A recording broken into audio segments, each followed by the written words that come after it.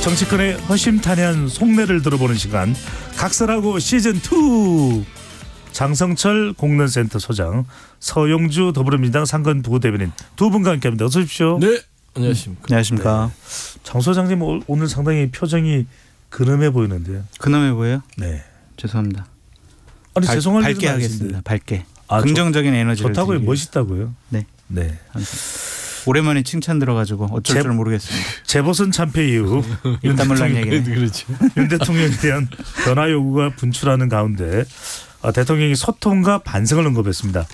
국민이 너를 옳다 이런 말도 했는데 자, 두 분의 생각을 미리 여쭤봤습니다. 장성철 소장은 꼭 약속 지키셔요 제발 이런 말씀 주셨고 서영주 부대변인은 그걸 아는 사람이 그래. 자, 두 분이 어떻게 이렇게 한 줄 평을 담고 있는지 의미를 담고 있는지 장 소장님 또 이런 편파적인 진행에 대해서 제가 이 자리에 있어야 되나 진짜 솔직히 좀 험한 생각이 듭니다. 글로벌 스탠다드로 진행을 하고 있는데 제가 언제 꼭 약속 지키세요 제발 저 언제 그랬어요. 네 다시 하겠습니다. 꼭 약속 지키셔요 제발. 그렇죠. 네. 진중하게 드린 말씀이에요. 예.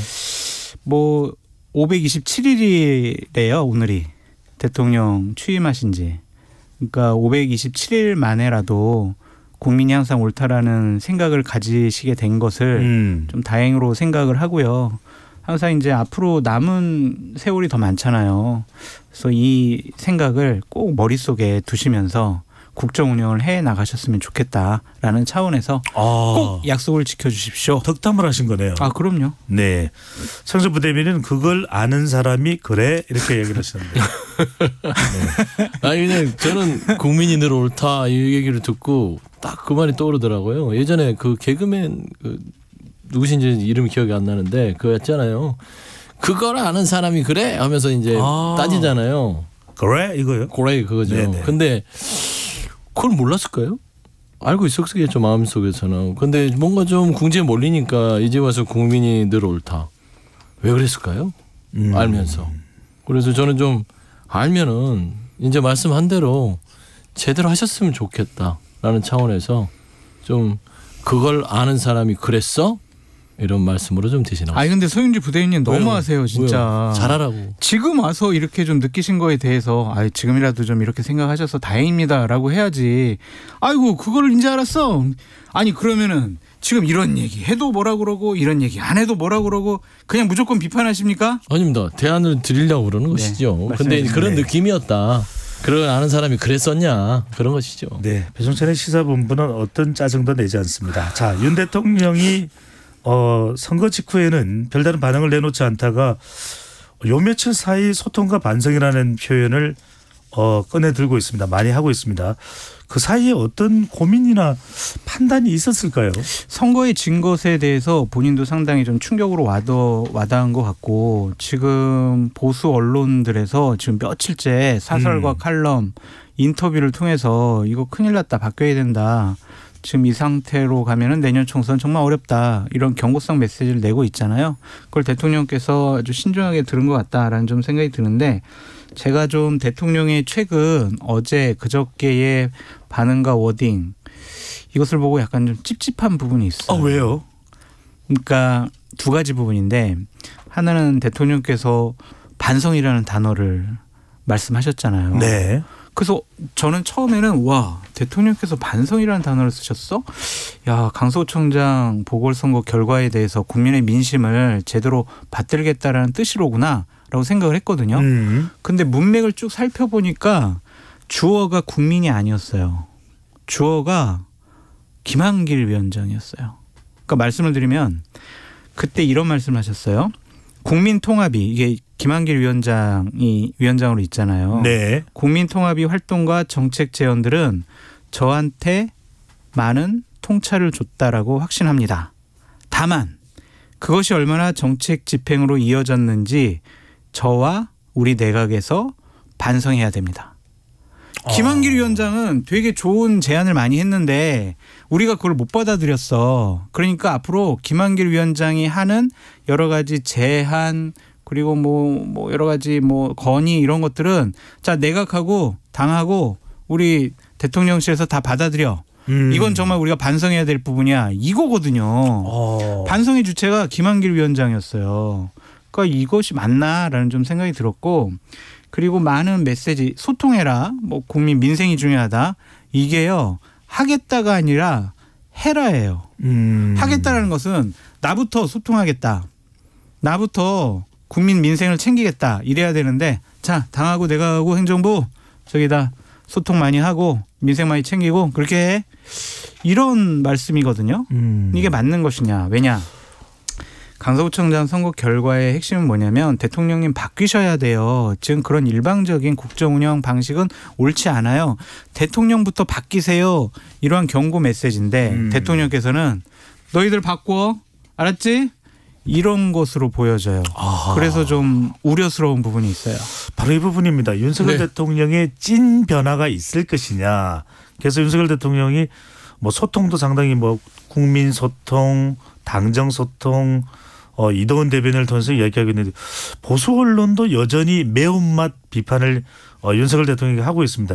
이유가 뭘까요? 다른 게 필요하다면 어떤 걸 해야 찐 변화가 일어났다고 볼까요? 근데 우리 국민들께서 기억할 거예요. 윤석열 대통령이라는 인물을 되돌아보면 대선 후보 시절부터 좋은 소리 많이 했어요. 국민들 듣기 좋은 소리만. 근데 그 행동은 이제 당선되고 나서 하겠지 하고 기대했죠. 근데 다 말뿐이었어요. 잘 기억해보세요. 뭐 국민통합, 여야의 어떤 협치. 대통령 취임식에서도 그랬습니다. 국민통합과 여야 협치를 하겠다. 그다음 또 의회 처음에 왔을 때 시정연설 할 때 그 얘기했죠. 의회를 존중하겠다. 다 말들은요 멋있어요.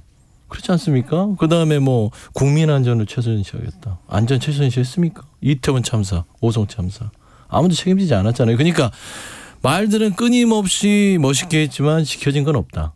그러니까 윤석열 대통령은 지금 위기감을 느끼는 것은 강서구청의 재보궐선거의 이 참패. 그러니까 본인한테 온 줄 알아요. 그런데 사람 고쳐지지 않습니다. 누구한테든 넘겨야죠. 그러니까 이념에서 민생으로 넘어가는 것도 이상하게 보면 삼자적인 시각이에요. 본인이 이념 제일 중요하다 해놓고 나서 이제는 이념보다 민생, 경제다. 누가 얘기했어요? 뭐 쌍둥이가 있었나요? 본인이 얘기했던 거예요. 네. 그러니까 이런 부분에 있어서는 저는 양치기 대통령이 될 수준까지 지금 왔다. 양치기 소년 아시잖아요. 그러니까 양치기 소년의 가장 뼈아픈 교훈은 그러니까 거짓말쟁이에게 가장 큰 벌은 진실을 말할 때 아무도 그 사람의 말을 진실로 믿어주지 않는다는 겁니다. 그러니까 대통령이 그 수준까지 왔어요. 네. 그러다 보니까 이제 와서 국민이 늘 옳다. 이렇게 얘기하면서 소통을 얘기하는데 모르겠어요. 저는 잘했으면 좋겠다. 장성철 소장님 그런 좀 생각을 가지고 있습니다. 하고 싶은 이야기 목 끝까지 올라온 것 같은데요. 소영주 부대변인님께 반사 그랬어요. 반사. 또 이재명 대표 얘기하려고 그렇지. 그럴 줄 알았어요. 이재명 대표도 뭐 말뿐이었잖아요. 국민과 약속. 그래도 국정원은 윤석열 대통령이 하잖아요. 그건 이재명 맞는 대표가 말이에요. 하는 건 아니고. 그래서 소영주 부대변인 정말 합리적으로 말씀을 잘 해주셨고 저러한 방식을 확신을 줘야 돼요. 말뿐이 아니라. 그래서 여러 가지 말보다 행동이군요. 조치들이 필요해요. 그러니까 예를 들면은 국민의 생명과 안전을 지켜야 하는 대통령이 참 이거 참 말씀드리기도 어렵지만 목이 메이는데 우리 이태원 참사 작년에 있었잖아요. 여기에 대통령 참석을 하면은 상당히 또 민심 변화가 있지 않을까요? 참석 안 하시더라도 그분들 만나서 좀 위로해 주시고 좀 감싸 안아 주셨으면 얼마나 좋을까 이제 그런 생각도 들고요. 어쨌든 정기국회 때 법안 처리, 예산안 처리 야당의 협조 없으면 안 돼요. 또 대법원장 임명해야 될 거 아니에요. 헌법소장 임명해야 될 거 아니에요. 여가부 장관 또 다시 지명해야 될 거 아니에요. 야당 협조 없으면 안 됩니다. 그러면 야당과 지금처럼 계속 벽을 사이에 두고 아무 말도 안 할 거예요. 이재명 당대표는 피고인이니까 기소당했으니까 안 만난다고 하더라도 야당 지도자들은 좀 만날 필요성이 있다라는 좀 생각이 들고요. 그 외에 여러 가지 조치들에 대해서 국민들이 의구심으로 생각되는 부분들에 대해서도 선행적으로 좀 조치를 하나하나씩 취해 가시면 네. 소영주 부대변인처럼 말뿐인 대통령 뭐 이런 비판을 이제 못할 거 아니에요. 저도 안 하고 싶어요. 그렇게. 네. 잘하신다 이러고 싶지. 방금 전에 네. 장 소장께 여쭤보던 건데 이태원 참사 일주기 유가족들이 네. 윤석열 대통령을 정식 초청하기도 했는데 참석을 할까요? 제가 이건 참 알아볼게요. 참석하시는지 안 하시는지. 네. 저는 맞출 수 그런데 있어요. 안 하신다? 안 하셨으면 좋겠어요. 네. 그러니까 정치라는 게 논리적으로 상대방을 설득하려면 정말 힘들어요. 그런데 상대방에게 감동을 주면은요, 그냥 지금까지 쌓였던 원한, 뭐 이런 보복 심리 이런 것들 다 없어지거든요. 대통령이 나라의 가장 큰 어른이니까 진영을 가리지 말고 또한 자신들을 비판을 하고 여러 가지 뭐 불편한 활동을 했던 분들 다 감싸 안고 그분들과 함께 통합 대통령이 됐으면 좋겠어요. 왜냐하면 얼마 전에 김한길 위원장 만나가지고 국민통합위원회 거기 가가지고 자 우리 김한길 위원장 말 잘 듣자라고 하셨잖아요. 그러니까 제발 그대로 행동을 하셨으면 좋겠습니다. 근데 저는 그러니까 네. 좋은 말씀이에요. 국민이 늘 옳지요. 그래서 이 국민들을 앞에서 이렇게 이끄는 그런 국정 지도자로서 국민에게 멀어지지 않게 반범 앞에 가야 돼요. 본인 혼자 독주하듯이 한 서너 번씩 앞에 가면 국민들은 뒤떨어져 있고 어디 가는지도 모르고 가는 겁니다. 그러니까 저는 국민들이 강서구청에서 윤 대통령님한테 얘기를 한 거예요. 독선적으로 당신 마음대로 하지 마. 이제 그만하고 이쪽으로 와서 가깝게 지냅시다. 우리 소리를 들으면서 가 이거거든요. 그러니까 결국엔 그게 이제 말과 행동을 같이 하라라는 바람인데 좀 구체적으로 얘기했으면 좋겠어요. 국민을 옳다. 국민이 바라는 것들이 야당을 만난다라고 하는 것이라면 구체적으로 논의해서 만나겠다. 그리고 도스태핑 중단했었잖아요. 국민 소통이 가장 본인들의 앞서 세운 브랜드였잖아요. 그럼 도스태핑을 다시 뭐 재개해서 뭐 국민 소통을 하겠다. 국민 앞에서 얘기하겠다. 이런 것들. 그리고 강서구청 보궐이라든지 본인의 국정 전체적 운영 기조에 있어서 반성을 얘기했었다면 최소한 김한길 통합위원장한테 들은 얘기대로 국민 앞에서 좀 대국민 사죄까지는 아니더라도 담화라든지 이야기 좀 하는 것들이 훨씬 더 진정성이 있지 않을까 하는 생각이 지금 진정성 말씀 주셨는데 이 진정성에는 인사도 참 중요할 것 같아요.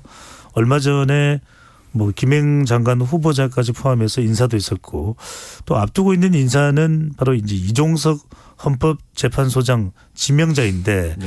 이런 인사들 어떻게 평가하고 어떻게 좀 개선해 나가야 진정성을 좀 인정받을 수 있을까요? 그러니까 저도 여기 나와서 좀 이 현 정부에 대해서 좀 가끔씩은 칭찬도 하고 싶은데 맨날 나오면 이거 막 비판만 하는 것 같아요. 근데 이제 윤석열 대통령이 오늘 엊그제 하신 말씀 국민을 옳다라는 부분에 소통을 강조하고 반성했던 부분들에 대해서는 칭찬은 합니다. 그 말에 대해서는 그나마 1년 한 6개월 만에 가장 국민들이 듣고 싶은 얘기를 하신 거는 같아요. 근데 이제 행동을 이제 기대를 하는데 인사를 보면 또 그 행동이 기대가 안 돼요. 지금 보면은 이종석 헌재 소장도 그렇고 이균영 대법원장도 그렇고요.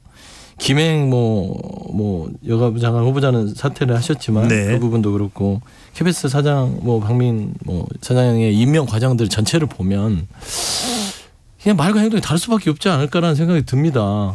이게 말은 멋있게 소통한다고 이 국민들의 눈높이를 두려워하지 않아요. 본인이 하고 싶은 대로 해버리잖아요. 저는 최근에 인사들을 보면 친구 찾기 하는 것 같아요. 무슨 싸이월드 합니까?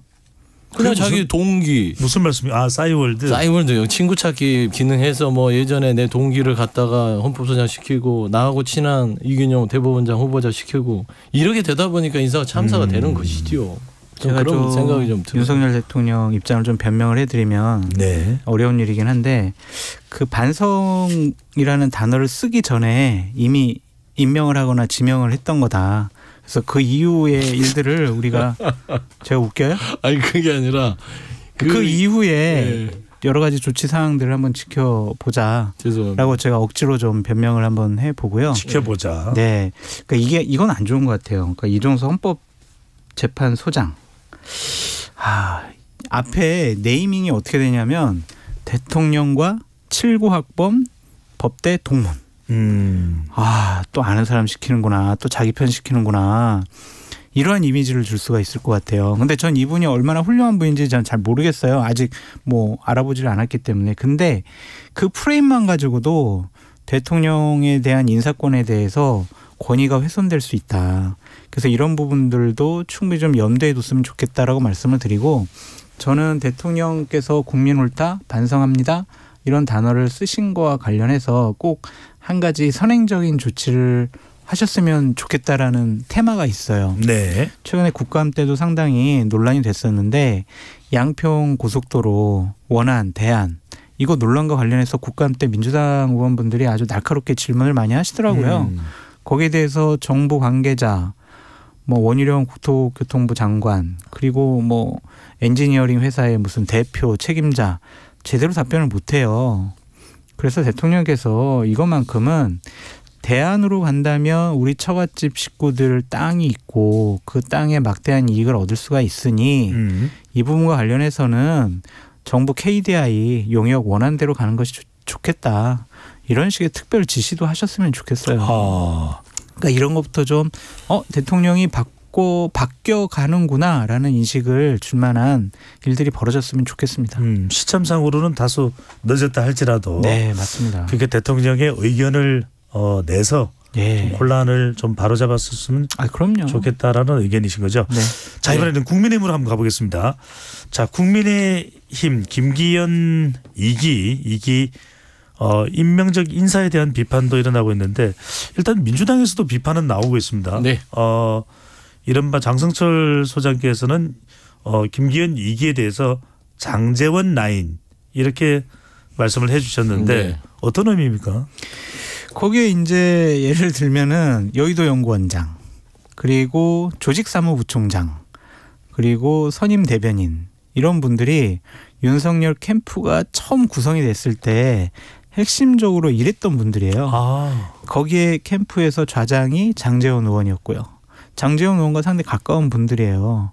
그래서 그런 분들이 임명된 것을 보면 장제원 의원의 입김이 아직도 당에서는 통하는구나, 세구나 그런 좀 생각이 들었고 지난주인가 선거 끝나고 나서 대통령을 장제원 의원이 독대를 했다고 하더라고요.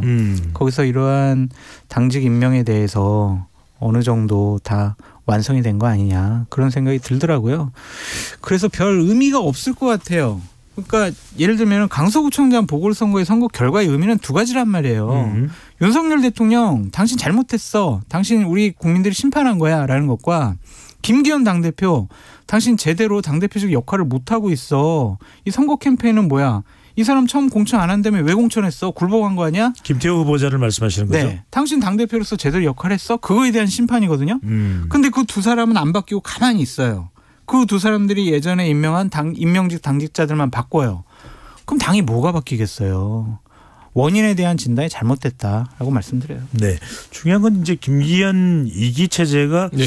야당과의 소통은 어떻게 되느냐도 상당히 중요합니다. 22대 국회가 이제 뭐 6개월 정도 역할이 남아 있는 그런 상황에서 민생 상당히 중요한데 네. 김기현 2기 야당과의 소통, 이재명 대표의 소통 잘 될까요? 아니 김기현 2기는요 따지고 보면은 정거장이에요. 그러니까 이미 1기 김기현 대표 체제에서도 하지 못하는 야당과의 소통이 2기에서 이루어져봤자 어떤 의미가 있겠습니까? 이미 김기현 2기 체계 자체가 힘을 잃을 대로 잃었고 명분도 없고 정치권에서 봤을 때는 그냥 억지로 세워놓은 거잖아요. 버텨있는 그 김기현 지도부를 야당 대표가 지금 대통령에게 윤석열 대통령에게 만남을 요구하고 있는 사이에 김기현 2기가 와서 내가 대신 나 만나고 가라니까 라고 하는 명분 자체가 더 떨어져 버려요. 아니 뭐 정거장 같은 2기 체제 만나서 얘기해서 뭐 할 거야? 또 바뀔 수도 있는 것인데 라는 차원에서는 저희야 뭐 소통 창구를 열어놓고 있지만 저는 이걸 생각해야 된다고 생각해요. 김기현 2기 체제에 대해서 정말 윤석열 대통령이 힘을 실어주려면 본인이 국민이 늘 옳고 소통과 반성을 얘기했으면 야당 대표를 만나야 돼요. 만나서 풀어주고 나서 김기현 대표와 많은 얘기를 통해서 국정에 협조를 부탁합니다라고 얘기를 하면 소통이 가능하지요. 그런데 그 열쇠의 키는 김기현 대표가 지금은 갖고 있지 않다. 원래도 없었지만 지금은 다 뺏겼다라는 차원에서는 여야 소통 부분들이 더 어려워졌다고 저는 좀 판단합니다. 대중교통을 타면서 항상 종점만 가지 않죠. 정거장에서 내리고 정거장에서 타는 분들도 있어요. 그 목적지가 정거장인 분들도 있고요. 그 중간 과정이라고 생각이 듭니다. 야당 대표가 여당 대표가 만나자는데 왜 안 만나요? 격이 안 맞아서 안 만나요? 그렇진 않죠. 나는 대선 후보급이니까 나는 김기현 안 만나. 이건 또 말이 안 되잖아요.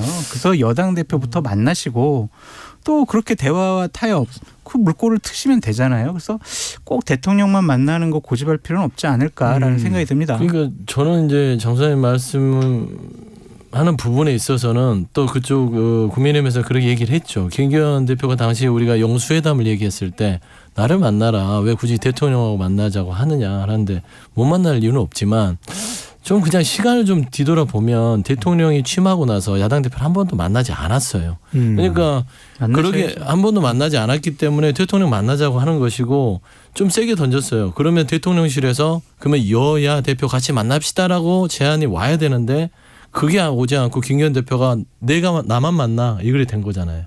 그러니까 결국에는 야당에서는 이 의전성이라는 모양 자체가 조금 웃기지 않습니까? 그런 부분에서는 대통령이 풀어야 된다는 얘기를 하는 겁니다. 그래야 다 풀리는 거예요. 서영철 부대변인 혹시 이재명 대표가 민생을 위해서라면 김기현 대표를 먼저 만날 가능성도 열려는 있습니까? 당연하죠. 그거는 뭐 민생을 위해서라면 조건은 뭐 누구 여야 마찬가지일 것인데. 네. 당연한데 왜 안 해요? 그런데 네? 김기현 대표의 어떤 말들이 우리 윤석열 대통령님 건들지 마. 감히 우리 존엄 대통령을 혼자 만난다고 안 돼. 내가 만나보고 만나도 되는지 한번 내가 검사를 해보고 나서 윤석열 대통령한테 내가 보고를 할게. 무슨 이런 보고체계 같은 느낌을 줘요. 그러니까 언제든지 만날 수 있지만 지금 현재는 대통령이 새로운 정부 들어서 야당 대표를 그것도 거대 야당 대표를 안 만난다는 게 말이 됩니까? 그러니까 지금 이런 사단이 나는 거잖아요. 국민들이 회초리 때린 건 야당 대표 한두 번 만나시라고요 라고 얘기하는 거예요. 그게 국민들의 얘기니까 국민이 늘 옳다고 하면 그거를 행동으로 옮겨라 라는 좀 당부를 드리는 것이죠. 네.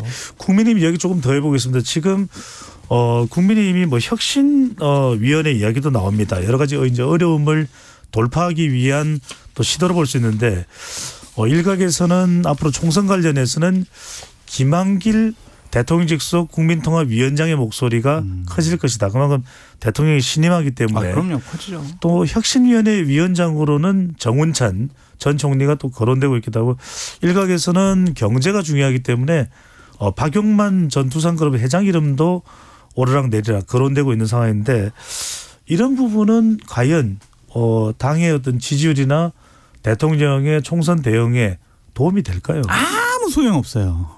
뭔 일을 할 수 있겠어요. 네. 혁신위원장이 뭐 누가 임명된다고 한들 한시적이고 권한이 없는 혁신위에서 뭘 할 수 있겠어요. 분명히 이제 국감 끝나면 정치권은 그냥 무조건 총선 모드예요. 공천 모드예요. 거기에 혁신위가 어떤 얘기를 할 수 있겠냐고. 예를 들면은 자 이번에 집권 여당의 공천에 대해서 대통령실 손 떼. 대통령실에서 출마하고 싶어하는 사람들은 무조건 경선할 거야. 뭐 이런 식의 선언할 수 있겠어요? 그러니까 이러한 부분들에 대해서 우리가 특별히 기대를 할 필요가 없을 것 같다는 생각이 들고 김기현 당대표가 자신을 향한 사퇴의 압박을 약간 좀 비껴나가기 위해서 혁신이라는 기구에 숨으려고 하는 것 같아요. 그래서 이러한 건 아무런 의미가 없고 솔직히 혁신이가 제대로 역할을 하려면 딱 두 가지만 얘기하면 됩니다. 지금 국민의힘과 여권의 가장 큰 문제점은 두 가지입니다. 뭡니까? 하나는 대통령 국민의힘 탈당하시오. 그리고 김기현 당대표직 내려오시오. 딱 이걸 혁신이가 얘기할 수 없으면은요. 혁신이는 아무런 활동이나 무용지물이에요. 이거는 활동할 뭐 가치도 없고. 그렇게 얘기하는 순간 혁신위원장은 바로 잘리겠죠. 구속? 아니죠. 압수수색. 예. 자, 혁신이 네, 우스갯소리입니다. 혁신이 경험이 있는 민주당으로 봤을 때는 강서구청장 보궐선거 이후에 국민의힘이 혁신위를 만드는 시도 어떻게 보십니까? 그러니까 뭐 아까 말씀한 대로 김기현 체제 2는 그냥 미봉책이에요. 제가 이제 정거장이라고 했던 이유는 네. 조금 더 제가 순화한 것이고 허수아비라고 얘기를 할까 했었는데 그건 좀 너무 과한 것 같아서 정거장이라고 했는데 저는 그렇습니다. 이제 지금 혁신위는 말씀한 대로 이제 국감 끝나고 12월 정기국회 끝나면 바로 총선 체제로 들어가면 비대위를 해도 시원찮을 판에 혁신이라니 그거는 조금 맞지 않는 것 같아요. 지금 와서 뭐 혁신을 하고 말씀한 대로 뭐 대통령과의 어떤 종속 관계를 끊고 자율성을 가지고 뭔가 우리의 어떤 주장을 해서 이 국정 운영의 어떤 파트너로서의 힘을 가지자.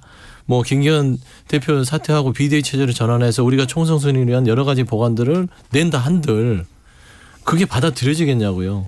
시간상으로도 물리적으로 되지 않습니다. 제가 봐서는. 그리고 올 사람도 없을 뿐더러 지금 뭐 정운천 전 총리나 김한길 위원장 급도 안 맞을 뿐더러 그분들 머리가 좋으신 분들이라서요. 이런 소모품으로 쓰여지지 않습니다. 그래서 그냥 비유하자면 이재명 당대표가 얼마 전에 임명한 혁신위원회 그리고 활동하라고 했던 혁신위랑 거의 똑같아요. 그러니까 혁신위가요. 지도부에 대해서 과감 없는 요구와 주장을 할 줄 알아야 돼요. 근데 민주당 혁신위 결국에는 이재명 당대표 계속 보호하는 얘기만 했잖아요. 그러니까 혁신위가 아무 소용이 없는 거예요. 국민의힘 혁신위도 마찬가지다. 그래서 이러한 허울 좋은 이런 혁신이 만들지 말고 김기현 대표가 중심을 잡고 잘 하시라. 그게 바로 당대표의 책임이다. 네. 저는 장 소장님이 김은경 혁신이 얘기할 줄 알았어요. 다 예상이 되네요. 예측을 하고 있어요. 우리가 너무 가깝나? 자, 이준석 전 대표가 어제 배종찬의 시사본부 출연해서 인터뷰한 것이 상당히 또 화제가 됐는데 80일 정도의 대통령이 바뀐다면 모르겠는데 그렇지 않다면은 뭔가 좀 결심을 할 수도 있다. 그런 가능성까지 열어두고 있습니다. 윤상현 국민의힘 의원은 수도권 위기론을 이야기하면서 만약에 유승민 전 의원, 이준석 전 대표가 창당을 해서 신당을 만든다면 수도권의 표 잠식하는 효과 또 결과로 이어질 수 있어서 국민의힘이 상당히 타격을 받을 수도 있다. 이런 이야기를 했는데 실제로 신당이 만들어질지 여부. 장 소장님. 그리고 실제 수도권에 뭐 20석 40석 의석을 만들어낼 3당 신당 파급력이 있을까요?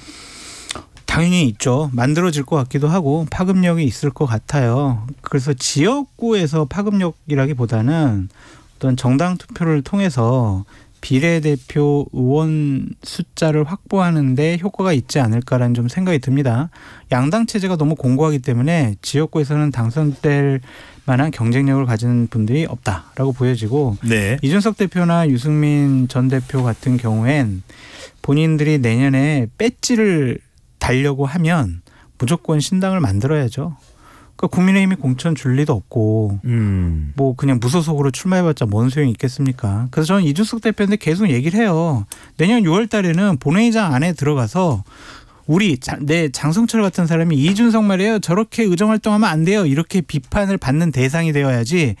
내년도에도 배지 못 달아가지고 우리 배종찬의 시사본부에 나와가지고 이번에 총선 결과는요 어땠는데요 저땠는데요 앞으로 향후 전국은 어떤데요 이런 얘기해서는 당신 정치적 미래가 없다. 그러니까 모든 수단을 강구해서라도 배지를 달아라. 그 판단은 뭐 이준석 대표가 하겠죠. 네, 배종찬의 시사본부를 거론한 것은 장성철 소장의 개인 의견으로. 아니요, 배종찬의 시사본부 지금 정도는 돼야죠. 청취율 조사 기간이잖아요. 자, 시간이 없었어요. 네. 자, 서영조 부대변인께 이 질문을 꼭 드려야 될 것 같습니다. 자, 민주당 이야기입니다. 이재명 대표의 이 쌍방울 그룹 대북 송금 의혹 사건 수사를 맡은 이정섭 수원지검 2차장 검사를 위장 전입 등의 혐의로 공수처에 이제 민주당이 고발하기로 했는데 검찰의 뭐 정치 수사 아니냐 이런 비판도 많이 받긴 하지만 민주당이 이렇게 고발하면 당 대표에 대한 수사에 대해서 좀 압박을 하려고 하는 인상도 줄 수 있다. 이런 지적도 나옵니다. 그런 지적은 할 수 있겠죠. 네. 그런데 검찰의 수사가 공정했느냐 이걸 물어보는 겁니다. 검찰 대한민국 윤석열 정부의 검찰이 과연 공정한 수사들을 지금 진행하고 있는 것인가라는 차원에서 저는 개인적으로 눈에는 눈 이에는 이다. 그러면 검찰들 당신 스스로들도 본인들을 돌아볼 때 내로남불하고 있지 않냐. 왜 검찰 내부에서 뭔가 불법을 저지른 사람들은 당신들은 봐주고 뭔가 다른 대상에 대해서는 그렇게 가혹하리만치 수사를 하느냐라는 차원이에요. 공정에 대해서 묻는 것입니다. 이거는 압박이 될 수도 없는 뿐더러 수사가 이정섭 이 팀장이 안 한다고 해서 다른 뭐 부장들이 없는 것도 아니에요. 근데 저는 정말 우려스러웠던 게 이정섭이 검사에 대한 여러 가지들이 지금 검찰에 고발했거든요. 공수처가 아니라. 그래서 검찰에 고발한 이유는 검찰에 고발을 하게 되면 이정섭 이 검사 같은 경우는 감찰이 들어갑니다. 감찰 결과가 나올 것인데 빤해요. 그냥 또 유야무야 될 것이고요. 저는 그런 부분에 있어서는 대한민국 윤석열 검찰 너무 정치보복에 앞장서서 움직이지 않느냐라는 것들이 좀 너무 반성할 부분이다 말씀드립니다. 저는 민주당 오해받을 짓을 하지 말아라고 말씀드립니다. 네. 국민들께서 지난 2020년도에 압도적인 의석수를 민주당에게 줬죠. 그 의석수를 자신의 민주당과 이재명 당대표를 보호하는데 옹호하는데 사용하라고 그 압도적인 의석 주지 않았습니다. 국민의 삶을 보호하고 국민을 보호하는데 그 의석수를 활용하시기 바랍니다. 네. 한 20초만 주실 수 있나요? 그만해, 예, 이제. 짧게만 좀 말씀해 주시면요. 그만해요. 뭘 그만하겠습니다. 네. 다음에 나와서 얘기하겠습니다. 사실 뭐 법인카드도 있고 여러 가지 이슈들이 많은데 이건 다음번에 그래요. 하도록 하겠습니다. 자, 6786님이 토론의 내용이 깊이 있고 넓은 생각을 갖게 해주네요. 잘 듣고 있습니다. 세 분 파이팅. 모바일 파이팅. 간식 보내드리겠습니다. 지금까지 서영주 민주당 상근 부대변인 장성철 공론센터 소장과 함께했습니다. 잘 들었습니다. 감사합니다. 네, 감사합니다.